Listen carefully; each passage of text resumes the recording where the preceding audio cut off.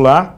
Uma metodologia científica que auxilie na elaboração de políticas públicas voltadas a pessoas com deficiência. Este é o tema do Viver Ciência de hoje. Uma pesquisa da Universidade Federal de Goiás deu um passo muito importante para que indivíduos com limitações físicas tenham acesso à cidadania. E sobre este assunto, estão conosco nos estúdios da TV UFG, Egmar Felício Chaveiro, doutor em Geografia Humana pela USP e professor do Instituto de Estudos Socioambientais da UFG. E Wilson Lopes Neto, mestrando em Geografia pela UFG, também está desenvolvendo esta metodologia no seu estudo. Como vai? Tudo bem, Wilson?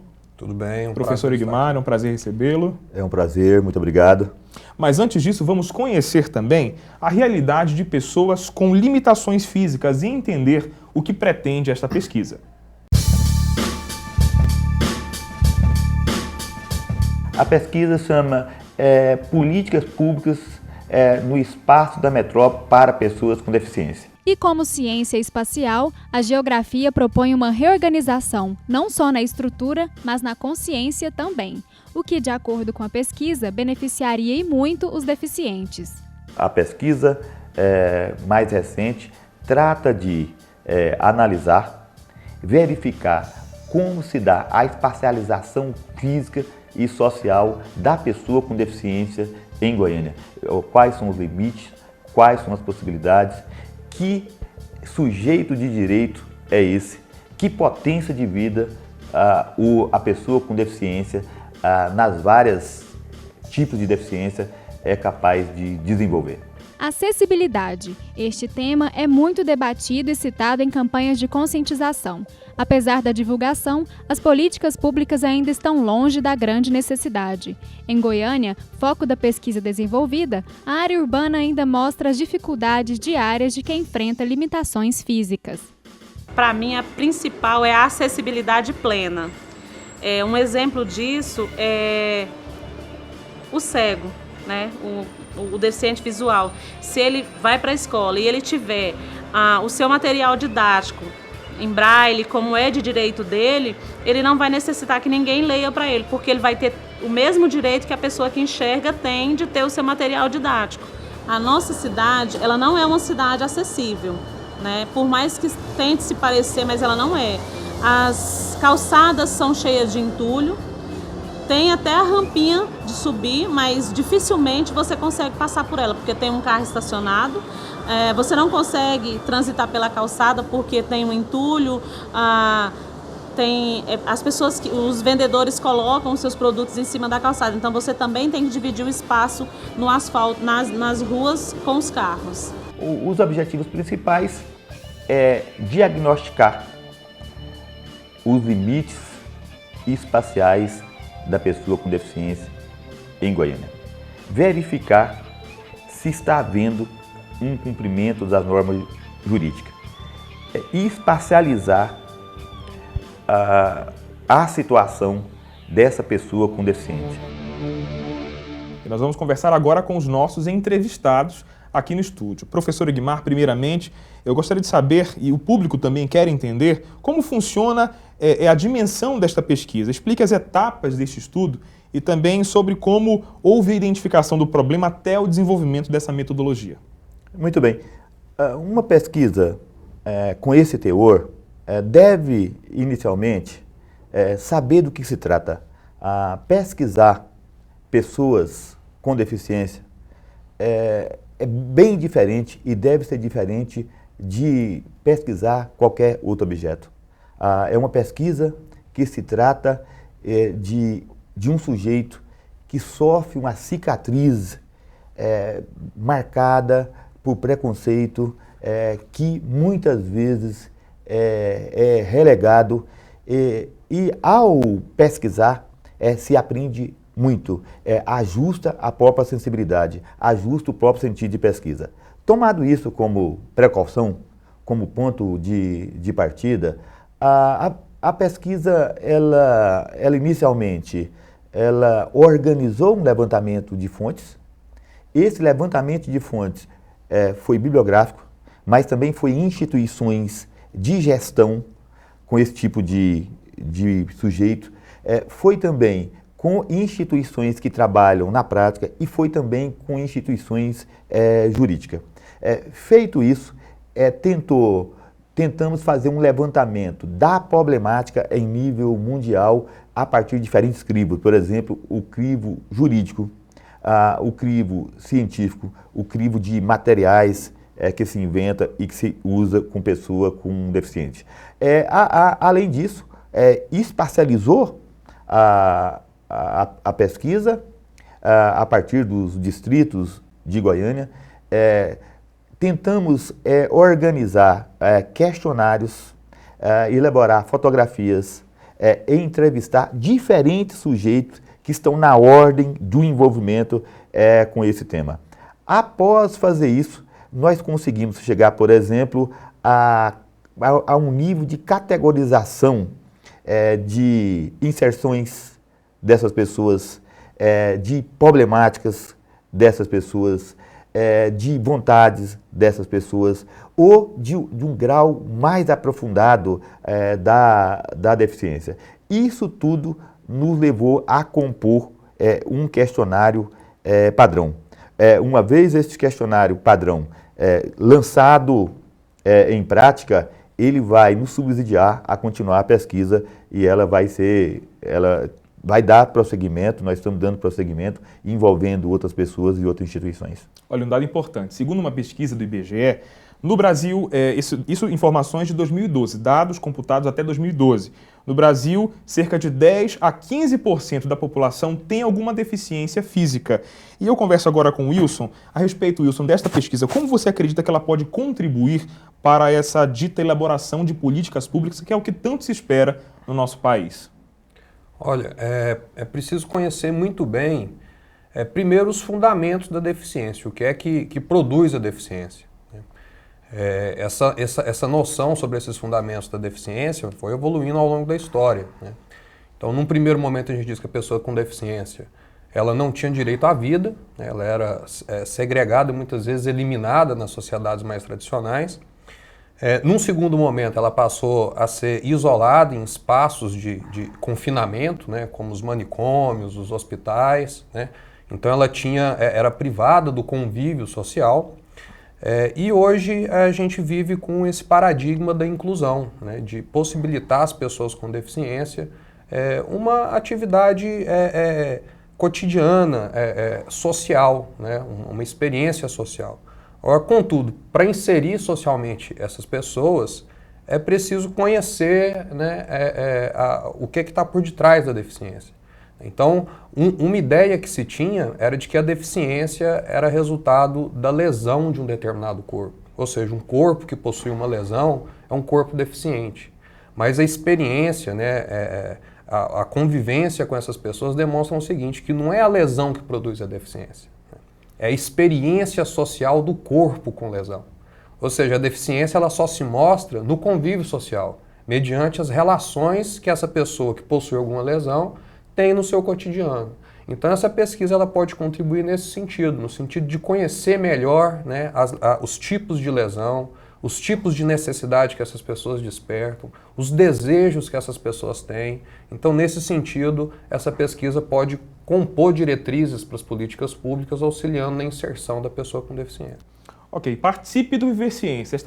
Envie uma mensagem para o nosso e-mail, Twitter ou Facebook ou acesse a nossa página na internet. Continue participando conosco dessa experiência pelo conhecimento. A ciência é viva quando ela tem uma relação estreita com as necessidades da sociedade. Uma ciência feita dentro dos laboratórios de uma universidade e que nunca chega à comunidade, ela é morta. Ela serve só para o ambiente acadêmico ou para o ambiente de pesquisa. Se ela não tiver um vínculo, uma ligação direta com as maiores necessidades da sociedade, eu acho que ela é uma ciência morta.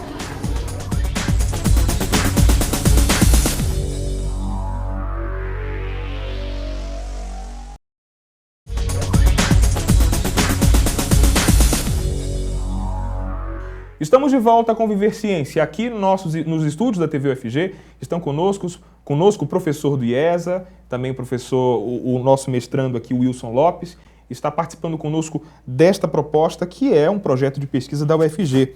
Mas vamos entender também como a metodologia científica criada por pesquisadores da UFG pode contribuir para estas e outras ações, para que essas ações sejam realizadas de fato. Um dos argumentos da pesquisa desenvolvida na UFG sugere a criação de políticas públicas que integrem a pessoa com deficiência. Gerar emprego e renda pode ser uma delas. Discdetran, Giovanni, boa tarde. Tem 9 anos que eu trabalho com telemarketing. Aqui tem 7 anos no Discdetran. E já passei por outras empresas, como o Correio, o Caixa Econômico Federal. Ainda está muito difícil, tem muitas poucas oportunidades, né? Porque as empresas elas exigem muito, né? E muitos, igual para deficiente que anda de cadeira de roda, fica meio difícil para arrumar emprego, porque os locais não são adaptados. Um primeiro passo, nós fizemos um levantamento do aspecto jurídico em vários países do mundo. Nós criamos um demonstrativo jurídico. O segundo passo, nós fizemos uma síntese dos paradigmas de interpretação da pessoa com deficiência. O terceiro passo, nós escolhemos casos, nós escolhemos 2 instituições. O quarto passo, nós fizemos uma relação com as instituições que cuidam do setor. O quinto passo, nós elaboramos um questionário. O sexto passo, nós desenvolvemos categorias para analisar e nós chegamos a uma síntese. O último passo, a partir disso tudo, nós apresentamos as diretrizes de política pública. A pesquisa constatou que o preconceito é uma limitação matriz que desencadeia muitas outras. Há um chamamento atual que as pesquisas do campo da demografia, da geografia humana, da sociologia ou de campos correlatos sejam capazes de darem voz, de apresentarem as situações de vida, os estados de vida, os estatutos de vida, a arte de vida dos diferentes sujeitos que historicamente foram consagrados como os esfarrapados do mundo. O caso específico da pessoa com deficiência é um desses. Num passado não tão distante, tinha uma representação demonizada.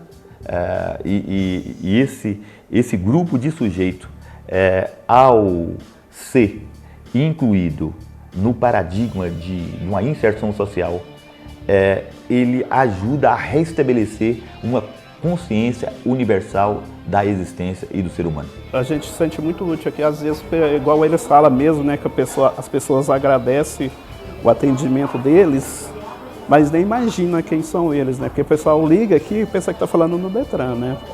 Então muita gente não sabe nem que é deficiente físico que trabalha na telemática do Discdetran. A própria pessoa com deficiência, ela precisa de constituir uma consciência de si, de seu valor, de sua potência de vida, de sua condição de sujeito de direito.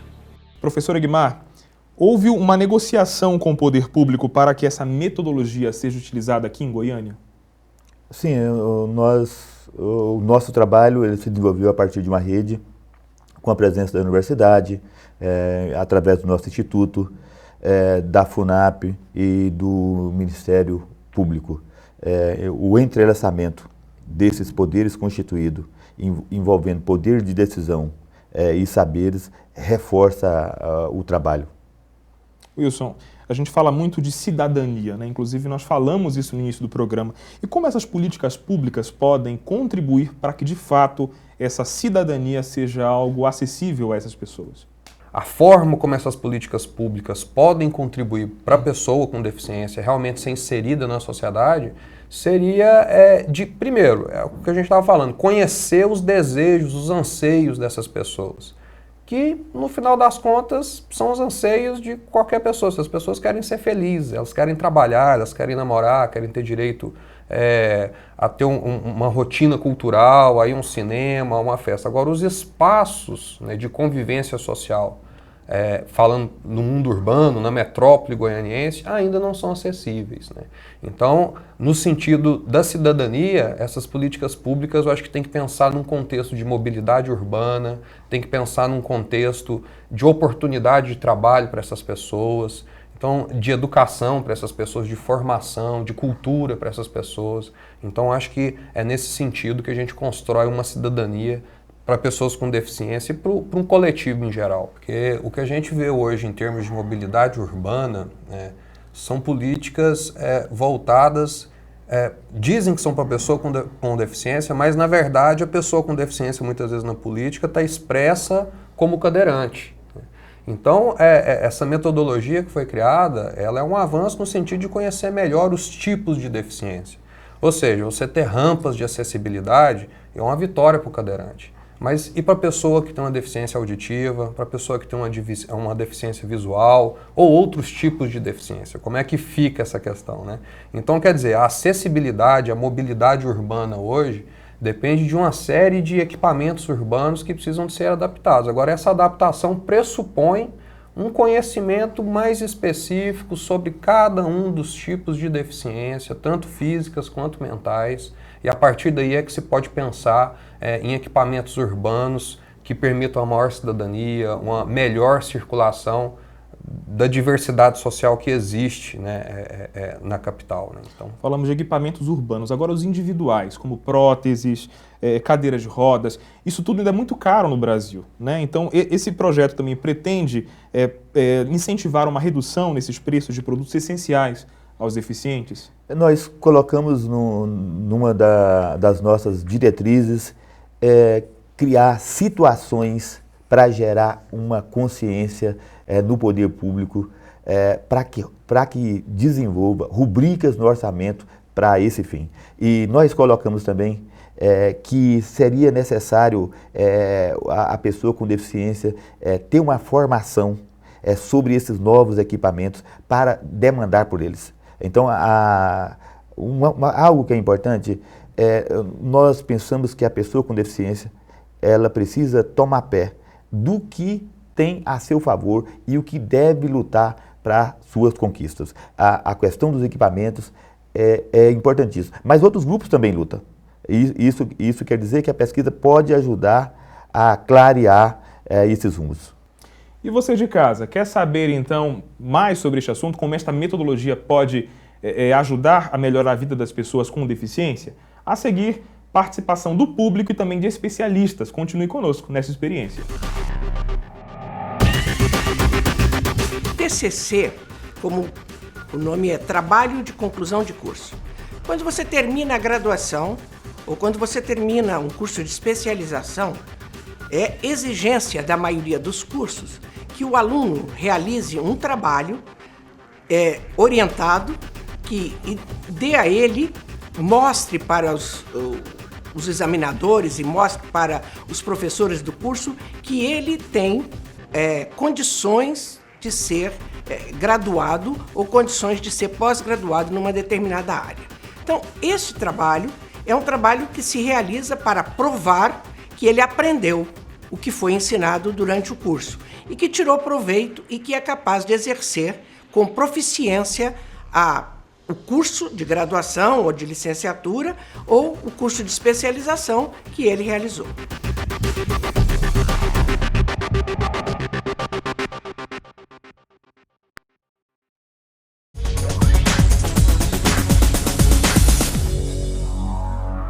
O Viver Ciência está de volta e para você que nos acompanha a partir de agora, estamos falando sobre uma pesquisa da UFG que pode beneficiar pessoas com deficiência. O público e especialistas querem saber mais sobre este assunto. Qual o nível de conhecimento de leis que a pessoa com deficiência possui hoje? Sobre as leis que existem no Brasil, por exemplo, tem um conjunto de leis já que são conquistas novas, de 2000 para cá, por exemplo, acelerou, e sobre as leis do mundo. Na gestação de uma consciência das pessoas com deficientes, de quem é e quem não é, o processo de formação, como o Wilson acabou de dizer, é importantíssimo para a sua luta e para a sua conquista. Vamos a mais uma participação, então. Qual o motivo que te levou a escolher esse tema voltado para a pessoa com deficiência? Olha, na verdade, eu, como a grande maioria de pessoas, eu não tinha um esclarecimento sobre as pessoas com deficiência e nem tinha despertado para a temática, até que surgiu a demanda da pesquisa. Então, com a demanda da FUNAP, do Ministério Público, né, eu me interessei pela iniciação científica e fui entrando em contato com a temática. E aí eu posso dizer para você o seguinte, né, pesquisar sobre pessoas com deficiência foi algo que me transformou internamente, né? Isso fez com que eu desconstruísse toda uma noção preconceituosa dessas pessoas, às vezes de olhar com dó, achar que às vezes a pessoa é coitadinho, uma coisa nesse sentido, e não é bem assim, né? Então eu descobri nessas pessoas verdadeiras potências de vida, né? Então, na verdade, foi uma oportunidade muito positiva, né? Uma oportunidade de fazer uma pesquisa temática muito positiva, e que eu diria que essa pesquisa me ajudou a reavaliar os meus conceitos, a me posicionar de forma diferente em relação a esse tema da inserção da pessoa com deficiência. Nós lançamos nas redes sociais alguns questionamentos. A pergunta foi, uma delas, Goiânia possui políticas públicas adequadas para pessoas com deficiência? O Cláudio Bento, por meio do Twitter, afirmou que não mora mais em Goiânia, mas que considera a capital deficiente ainda neste aspecto. A Zaira Lisboa, pelo Facebook, disse que, na opinião dela, Goiânia não possui nenhuma política pública que realmente atenda à necessidade da pessoa com deficiência física. E, professor, o Wellington Barbosa, ele, mestre em demografia, ele pergunta, para o senhor exatamente como esta pesquisa pode contribuir para a implementação da Política Nacional de Mobilidade em Goiânia. Muito bem. Essa pergunta ela veio a calhar na medida que nós desejamos, não só nós que pesquisamos, mas os órgãos que estão nos ajudando a desenvolver boas propostas exequíveis, mas também gerar um nível de pressão e de entendimento da causa. Nós consideramos que fazer um seminário goianiense de pessoas com deficiência, por exemplo, será uma alavanca para que nós sejamos capazes de pressionar a Prefeitura de Goiânia e trazer para cá a regulamentação da lei, por exemplo, de mobilidade urbana de pessoa com deficiência. Olha, e este é apenas um dentre vários estudos em andamento na Universidade Federal de Goiás. Você vai saber agora, no Caminhos da Ciência, como é possível fazer pesquisa no curso de Geografia da UFG a partir da graduação.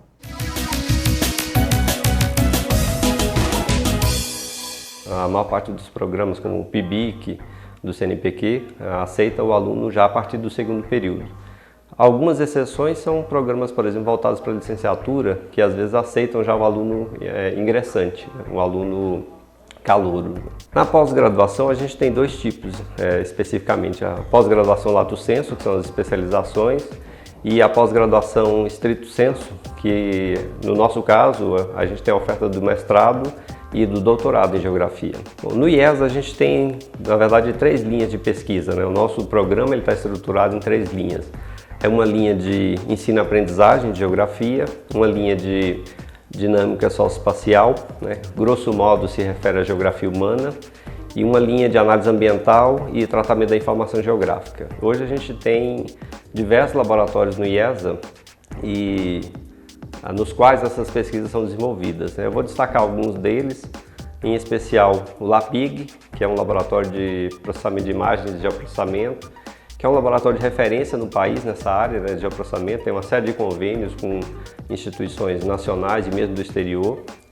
O Laboratório de Ensino e Pesquisa em Educação Geográfica, que é o LEPEG, que também é muito conhecido, especialmente por oferecer cursos de extensão e formação para professores na educação básica. O Laboratório de Dinâmicas Territoriais, o Laboter, que atua mais na área voltada para geografia cultural e também geografia do turismo. O CIPGEL, que é um Centro Integrado de Pesquisa em Gestão e Ordenamento Territorial, cujo foco é mais o planejamento urbano e o planejamento ambiental. E agora também tem desenvolvido pesquisas relacionadas ao planejamento regional. O LAGENTE, que é um laboratório voltado para a discussão de questões étnico-raciais e as suas espacialidades. E a gente tem alguns outros laboratórios que estão vinculados à pós-graduação, direto ou indiretamente, como é o caso do Planetário da UFG, que a gente tem um docente vinculado ao programa que faz parte do Planetário. Mas o Planetário em si está também vinculado a outro programa da UFG, que é o Programa de Educação em Ciências e Matemática. O laboratório de climatologia geográfica, o Climagel, né, que é um laboratório que está em processo de estruturação, e uma série de outros grupos, núcleos de pesquisa que estão geralmente vinculados a esses laboratórios. Né? Bem, eu quero agradecer a participação do professor Igmar Felício, foi um prazer recebê-lo aqui, viu? Satisfação. Eu quero usar esse momento final para convidar o telespectador, qualquer que seja, para entrar dentro da Universidade Federal de Goiás.